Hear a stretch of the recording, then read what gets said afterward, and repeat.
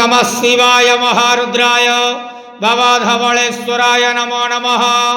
दीपं यदि परं ब्रह्म दीपं यदि जनार्दनः दीपहरति मे पापो पूजा दीप नमस्तुते। भवधवलेश्वर महाप्रभु संसार सुखी रखंतु। आज शुभ गुरुवार रे समस्त श्रद्धालु भक्त मानक आशीर्वाद करंतु। समस्त श्रद्धालु भक्त मानकर मनस्कामना पूर्ण करंतु। कर्म क्षेत्र उन्नति करंतु। ग्रहरिष्टमान खंडन करंतु। जगतर मंगल करंतु। विश्वर कल्याण करंतु। आपणकर नाम प्रकाश करंतु। सेवकर डाक श्रवण करंतु। समस्त गुआवसा भक्त मानकर मनस्कामना पूर्ण करंतु। हे बाबा धवलेश्वराय नमो नमः। संसार सुखी रखंतु आनंद के वार। हरि बोलो।